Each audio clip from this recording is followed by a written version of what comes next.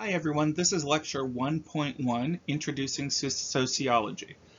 In this lecture, we'll be hitting three main points. What is social science? What is sociology itself?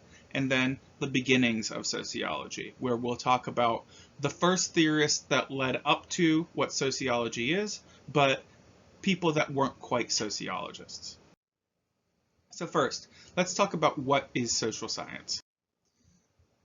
Sociology is a social science. A lot of people don't always know that. When you could ask people what is sociology, science might not be something they'll naturally say. But sociology is just as much of a science as chemistry is, but chemistry is a natural science and sociology is a social science. They're both sciences because they both use the scientific method. That is the defining feature of a science. So, just like chemistry uses the scientific method, sociology, psychology, certain elements of economics, those are also social sciences and they all use the scientific method. So, there are other disciplines that study the human condition that are not sciences.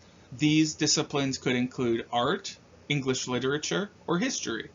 These are all intensely valuable ways of understanding the social world, and each one is valid, but they're not sciences. And what makes them not sciences is that they do not use the scientific method.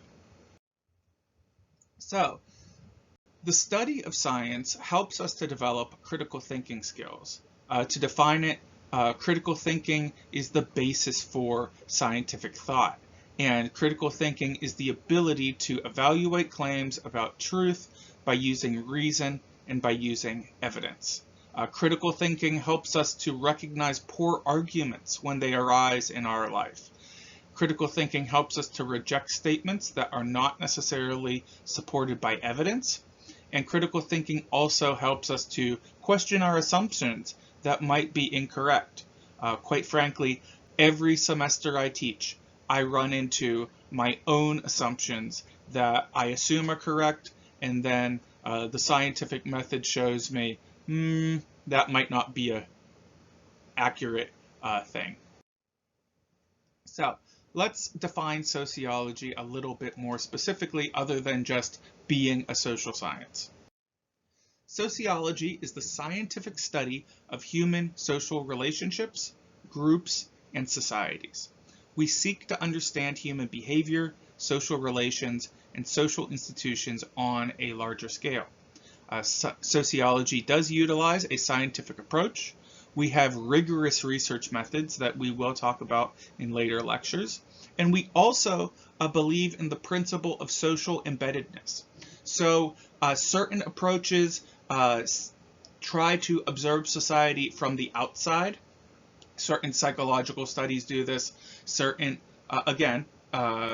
economic studies do this, but a very important element of the discipline of sociology is acknowledging that we are humans living in a society and we are, in fact, embedded in that society. And a lot of studies themselves that are sociological use that social embeddedness to our advantage. One of the reasons we study sociology is to help develop what we call the sociological imagination.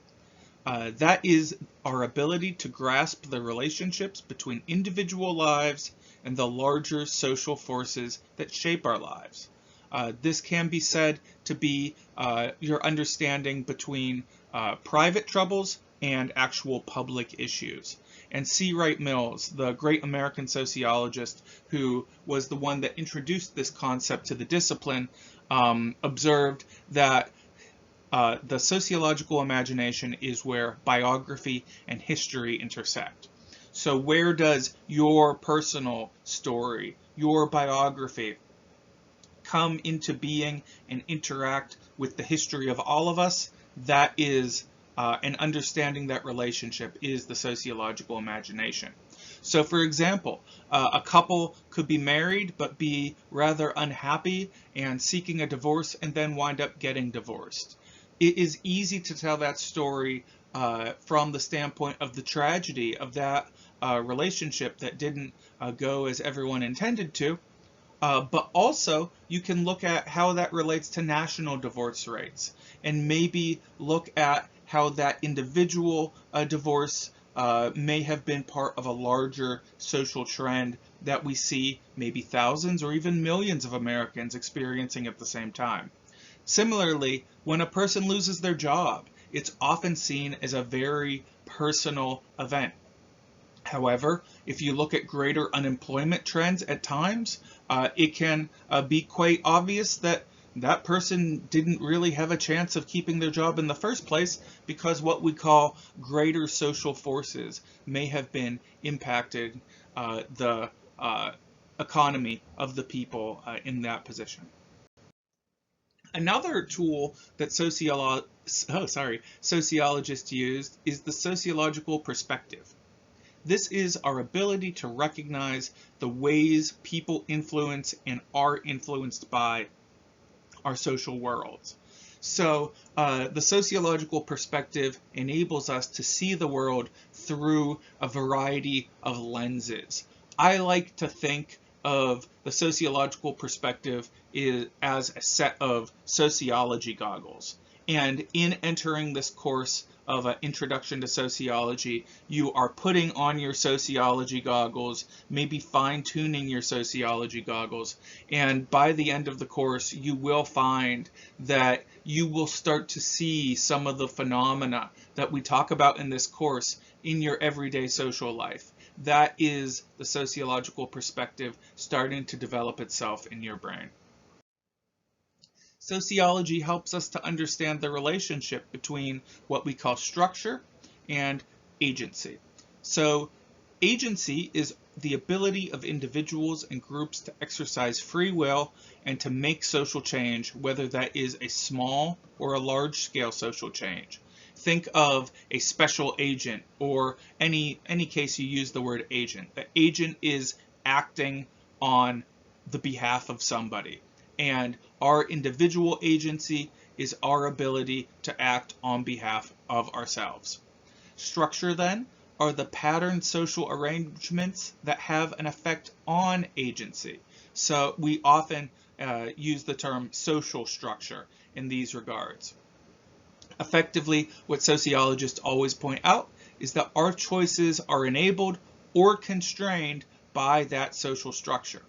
An example of that could be going to college and thinking for yourself, how did you decide to go to college? Many of us often say, well, I picked the best school that would accept me and the academics there are amazing. Well, that's a really good story to tell, and I'm sure that may be true for most people, but the reality of the matter is you didn't necessarily go to all of the schools, right? You didn't have an equal chance of going to all of the schools in the United States, for example. You wanted to be relatively close to a family, probably. Or you have not an infinite amount of money, so that's why you didn't go to Harvard or Yale or someplace like that. You had to fit within a given budget. And there may be all sorts of other social structures that impact that actually individual decision you made, your agency, on how you engage in college itself. As sociologists, we use different levels of analysis to explore social relationships. We generally break these into the micro level, the meso level, or the macro level. The micro level of sociology examines small group interactions to see how they impact larger institutions in society. So these are the interpersonal level between you and your friends or you and your family. We're talking about the groups in our lives. Then we have the meso level. This is the in-between. We sometimes call this middle range sociology. I have it listed both as MESO and MEZZO because I have seen in the sociological literature, I've seen it spelled both ways. But the thing to remember about the meso level is that it's the middle. And I'll give you an example of meso level after I give you an example of macro level.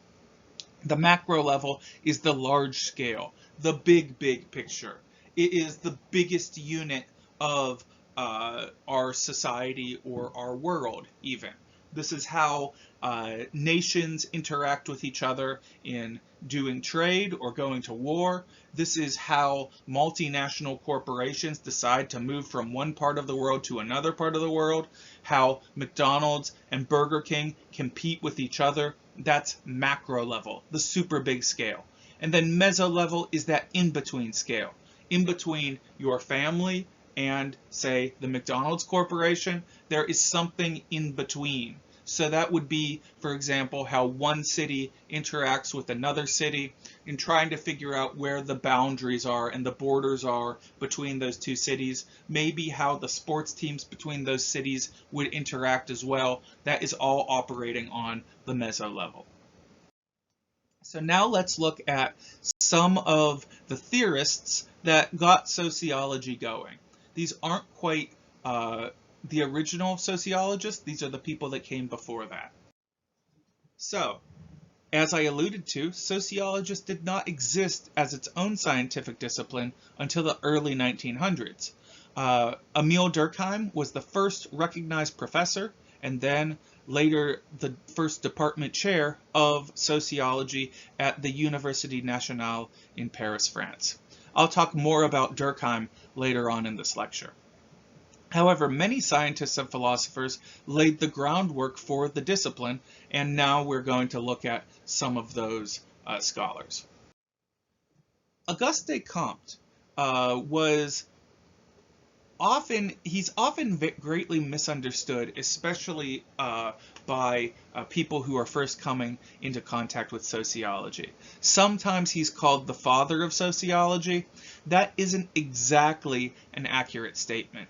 The more accurate statement is that he coined the term sociology. He made up the word sociology. And in that he stated that sociology, whatever he meant by that, needed to be treated like any other scientific discipline.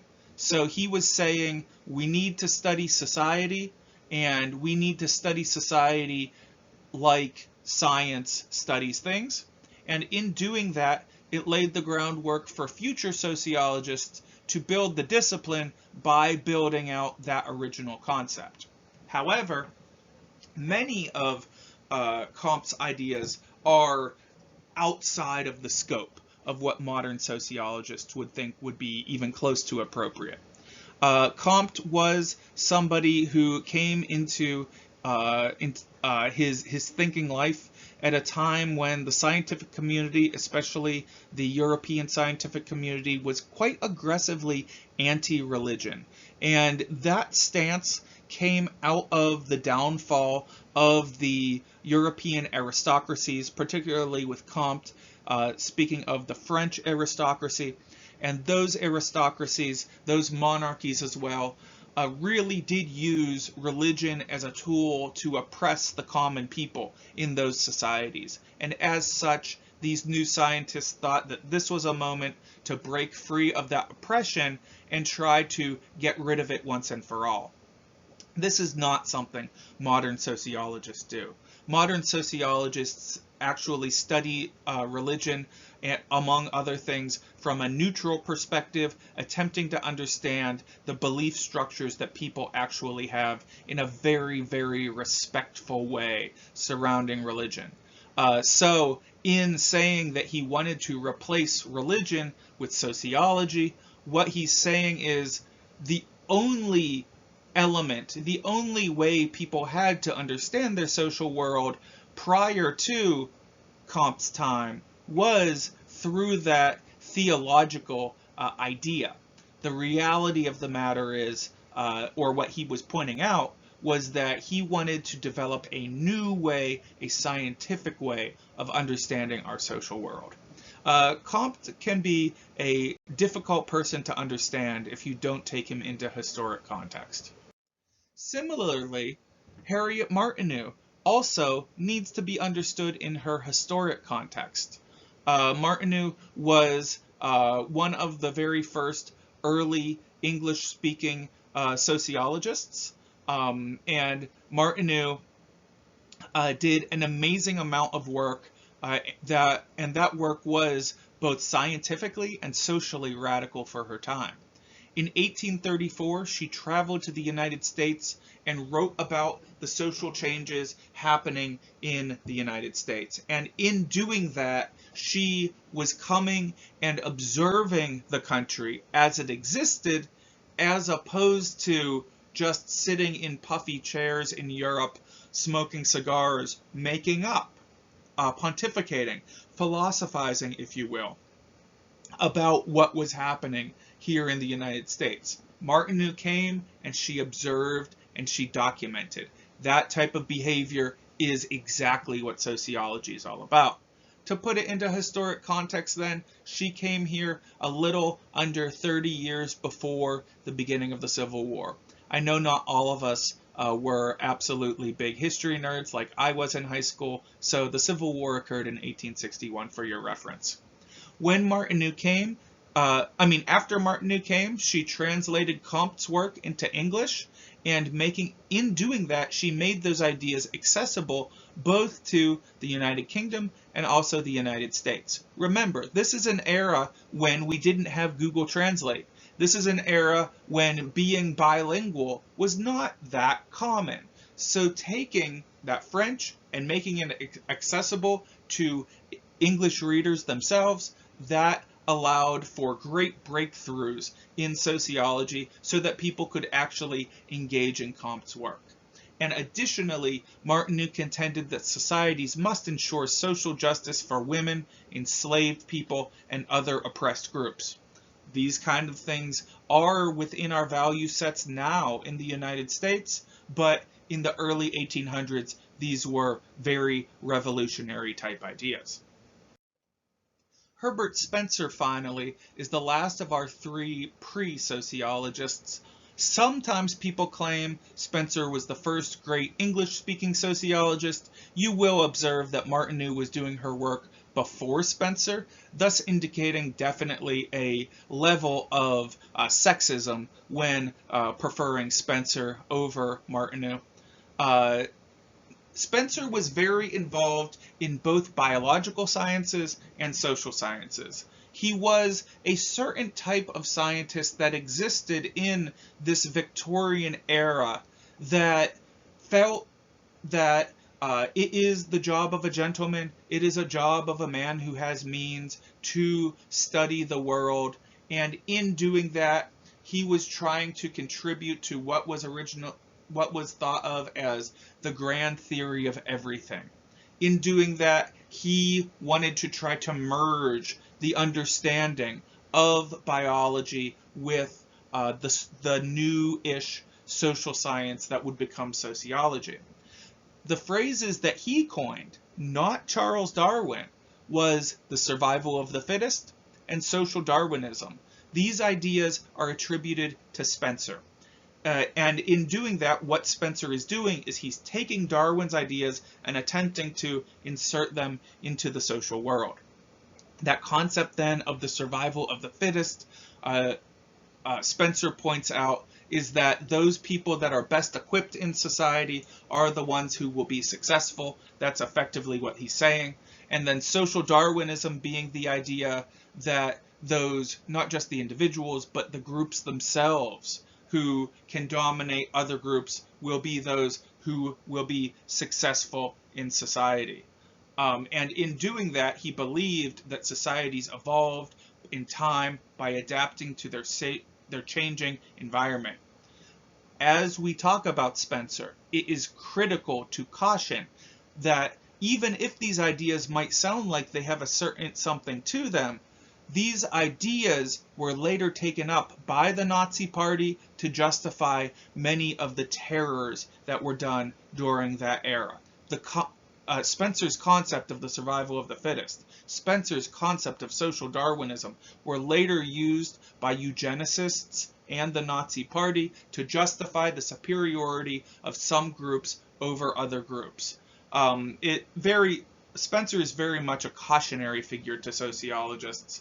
I don't think that it's fair to call Spencer a Nazi by any stretch, but he is a cautionary figure that we don't really know who may pick up our ideas after we're done with them. And that's something to keep in mind. Okay, that is the end of this lecture.